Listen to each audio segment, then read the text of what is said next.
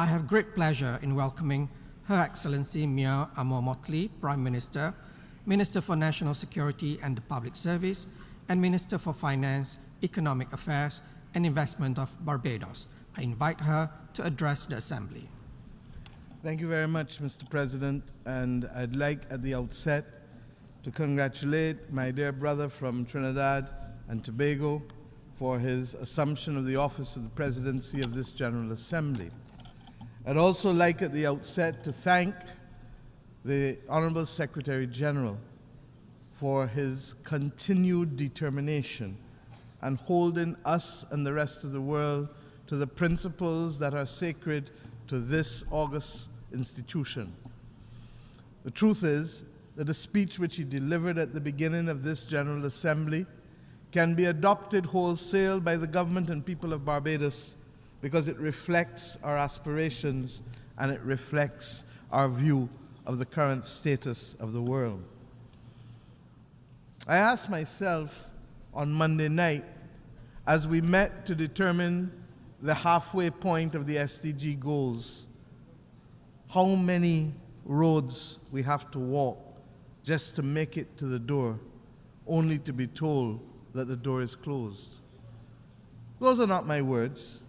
Those are the words of Rocky Dawuni, a famous reggae artist from Ghana, nominated by M4 for awards multiple times. But his words ring because in a very real sense, are we going to trod the roads only to be told that it's too late? Too late for us to save as many as we can from the climate crisis. Too late for us to save as many as we can from the conflicts of war. Too late for us to be able to provide the food that so many need, as we reflect on the fact that more people are likely to be hungry in this world in 2030 than in 2015, or as we get to the basic numbers that 735 million people suffered chronic hunger last year at a time when so many others had so much to throw away and to use. Are we going to be too late for the SDGs that are really the promise of development and the promise of the conferral of dignity on our people? We have today to determine what is the will of this body comprised of the member states to make the fundamental governance changes that will deliver in the third decade of the 21st century. Our world, as you know, is replete with issues. And I don't need to stand here and recount them in detail, for you have heard them in almost every speech delivered from this podium. But what is the issue is whether we can summon the determination that is required of us to make the changes that are appropriate to the age in which we live. Our democracy cannot survive if we do not have the same facts.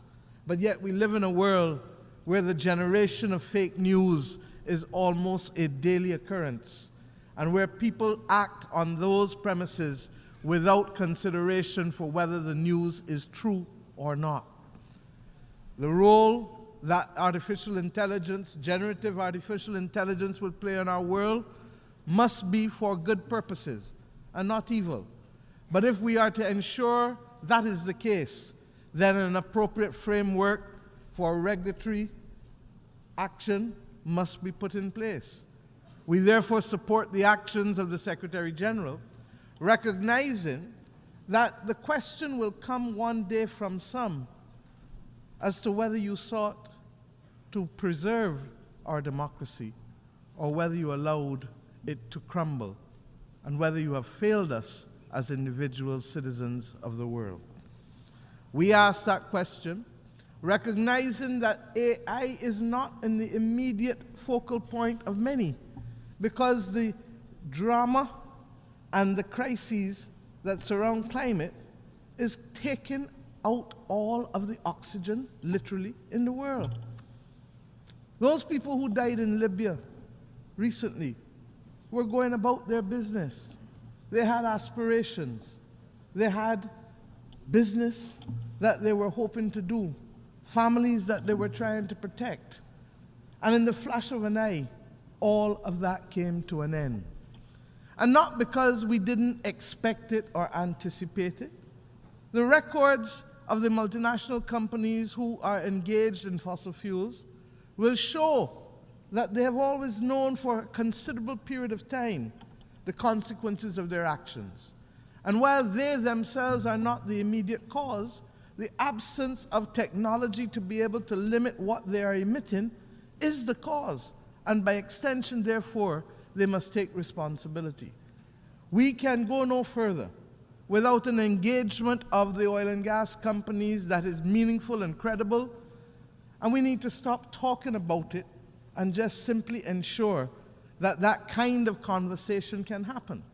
But it is not just the oil and gas companies, and we have nothing against them. We do not want to bankrupt them. But their actions continue to have implications for too many of our people. Their actions are equally bolstered by what I call the fit group, the financial institutions, the insurance companies, and the transport companies. They get a buy or a pass because they are invisible to the transactions and to the activity that lead to the problems that the world is facing. But they too are as responsible and need to step up to the plate. The notion that we can preserve global public goods only with public money ignores the fact that we have seen for the last 50 years the absolute dominance of the capitalist markets leading to a consolidation of wealth, and hence the ability to be able to play their role must be summoned by the rest of us.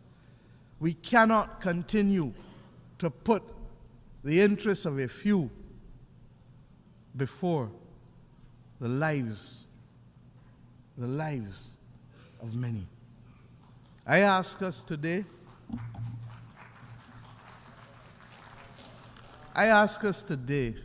truly to pause, because what keeps ringing in my head is that simple phrase, don't fail us now. Don't fail us now. And that phrase can come from that little boy or girl who is a victim of hunger, one of the 575 million people last year.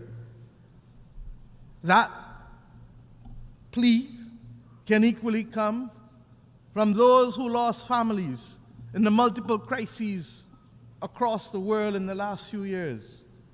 That plea can come from small states that may not exist in the future.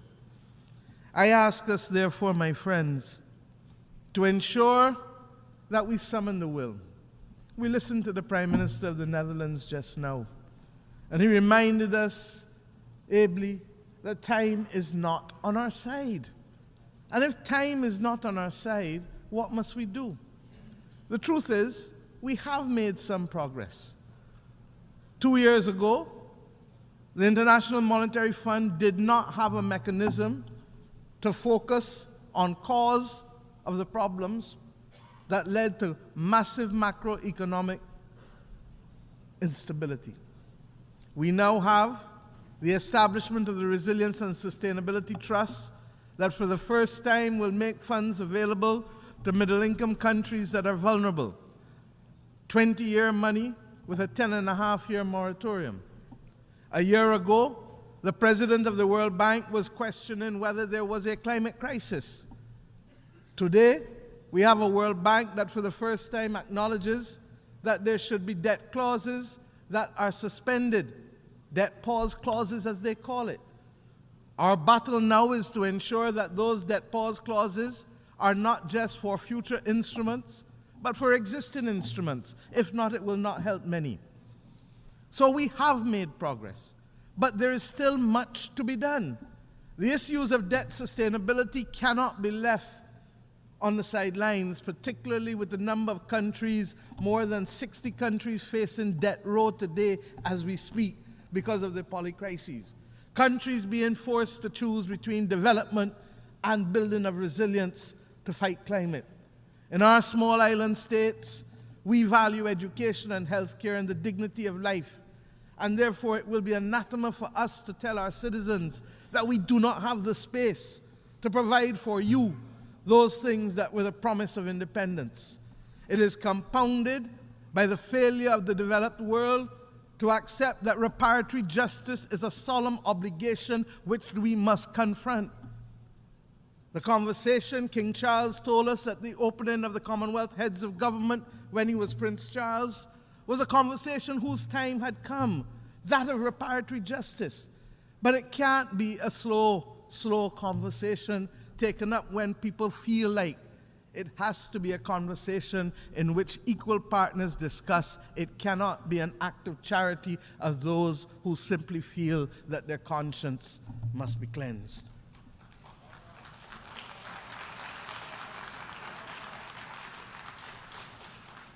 We were about to write the leaders of the European Union last year on this issue of reparatory justice, and we paused because of the Russian incursion into Ukraine.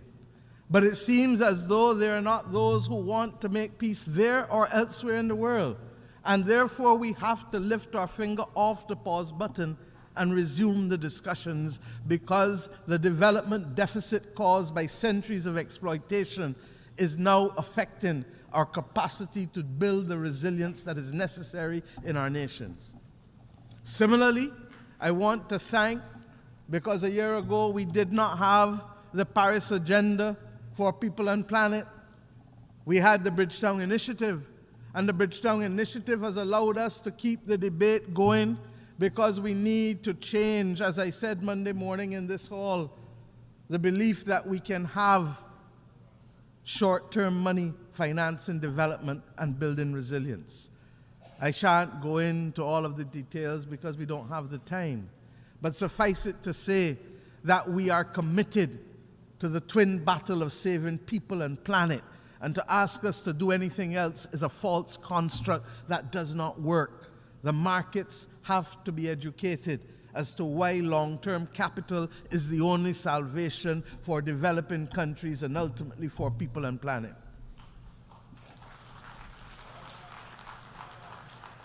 And my friends, year after year we talk about the need for global moral strategic leadership.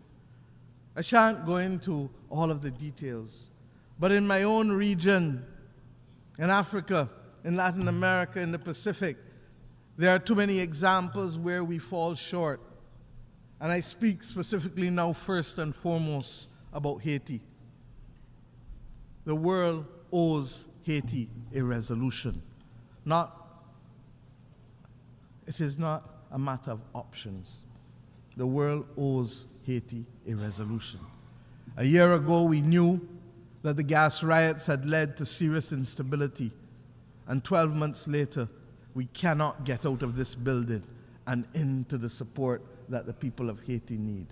There is no doubt a need for legitimacy with respect to the government of Haiti, and therefore a national unity government may well be the only bridge that can carry us to safety. The Caribbean community has appointed 3 former prime ministers as an eminent persons group. And as we heard the Secretary General say in this hall, politics is the art of compromise. Diplomacy is the art of compromise. I say simply to those who act in the name of the people of Haiti, there must be compromise in constituting that government of national unity if we are to provide the bridge, to provide the security, to stop women from being raped, stop people from being killed, stop people from being affected by cholera and other public health diseases. But even when we put in the institutional support that Haiti may need, and I want to thank the governments of Kenya and Rwanda, who from as far back as 12 months ago committed to being able to provide the kind of institutional support and leadership that the Haitian police need. But as they did that commitment, what they have not necessarily accounted for is the continued reduction in the numbers of the police, largely because of persons fleeing to lands of greater opportunity and being facilitated in so doing. This cannot wait much longer. And I hope that those who constitute the members of the Security Council will recognize that they cannot use Haiti as a pawn because they have suffered for too long and by the hands of too many. I return now to the issue of Cuba. That Cuba can help so many in this world and yet be the continued victim of a blockade of over 60 years, but worse than that, a designation as a state sponsor of terrorism is wrong, wrong, wrong. We left Cuba last week, and what the people of Cuba are being asked to face on a daily basis because of a designation by a dying presidency is wrong. And the voices of the global community, many of whom have been the beneficiaries of Cuban assistance, need to stand united and to be able to say that we cannot fight these battles when we need all hands on deck to save the planet. The artificial division of who is right and who is wrong and who is good and who is bad in the eyes of those who are powerful cannot continue to be the way in which this world functions. And let us go to Venezuela. Oil is likely, oil prices, to go over $100. And those small countries who do not produce oil will be the victims of it, as will be our people, including in large countries like the United States of America. We must bring resolution to these issues. And it is not incapable of resolution. When the United States of America and many countries in Europe determined that they were recognizing President Guaido without there being a presidency for him to assume because he faced no election, the members of the Caribbean community came to this august institution and met with the Secretary General and met with a number of countries. And little by little we saw people apply their hearts to wisdom and to recognize that the Charter of the United Nations did not allow for that kind of unconstitutional conferral of presidency on anyone. I say today that there must be transparency.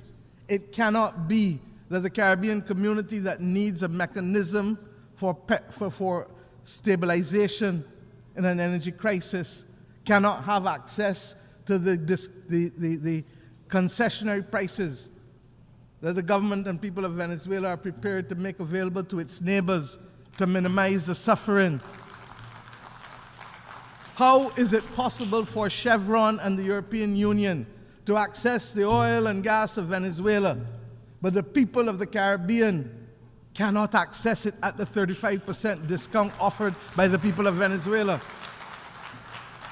How is it possible that we should have to carry a cost of an additional 4% of GDP in my own country simply because the rules that allow for one do not allow for the other? There must be transparency and there must be moral strategic leadership if we are to build the team to save the planet and to save and attain the SDGs in today's world. My friends, there are many other things that we can discuss. We support the United Nations accepting the responsibility for tax. Why? Because as quickly as the world has been able to find a mechanism for a global minimum corporate tax is as long as it has not found a mechanism to be able to inflate the financing opportunities available to developing countries. It cannot be. We know how to run fast in one set of circumstances when it suits one set of people, but yet we run very slow when it matters to billions of people and their access to life and livelihood. I do not want to prey on your time anymore, but suffice it to say that we have reached a point where we must give thanks for the progress made, but recommit ourselves. For the mission was never simply to make progress. The mission is to be able to save the planet and to give the people of the world the best opportunity for life that is necessary for them as human beings. To be able to save the biodiversity of this world. To be able to save the soils of this world that must nurture the food that we eat. To be able to allow us to have access to safe water. And if we don't change how we do our business, if we don't recognize that the Security Council needs to put itself in a position not to speak to climate change, but to protect us against the climate crisis, because it is as much of a crisis as the war in Ukraine or the wars in Africa or the instability and conflict elsewhere in the world. And if we don't take a proactive approach, then we truly shall be victims of it. I believe that reform is critical at this point. But what I believe doesn't matter. What matters is the action of each and every country in this. And will we always be in a position of flux? No. There is hope because human beings want to survive. But the problem is that those whose actions we most need may be so confident in their survival that they do not act early enough for us. And that is why I say, will we trod the road to be able to get to the gates only to find that we are too late and the gates have closed? It will be open for some, but it will be closed for many. You know, vision without action, Nelson Mandela told us, is just a dream. And action without vision just passes the time. But vision with action can change the world. Our citizens believe that we come into a talk shop when we come here. You and I know that it's potentially different. But it will only be different when those of you who have the responsibility to act on behalf of governments can ask your governments to come to the point of the decisions that we need to make to provide the funding, the tools, and the solidarity, rebuilding the trust that this debate calls for. And if we can do that, then we will not save all, but we can save the majority of people who are currently on the front line. We, for those of us who work on the SDGs, believe that as we work to save the planet, we have to redouble our efforts. And I leave you with one thing. The efforts to provide education and to save people from hunger and to remove gender discrimination are not simply the actions of governments. They have now equally to be the actions of individual citizens. But governments must help personalize those SDG goals for their citizens. If we can do that and we can continue to make the case for finance and if we can continue to stay focused on the climate crisis, then yes, we shall see a better world and we can shine the light on the future of many. I thank you.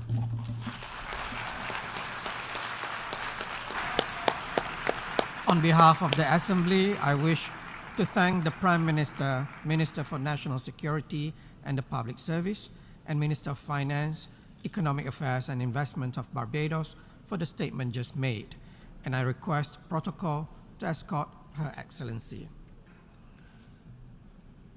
The Assembly will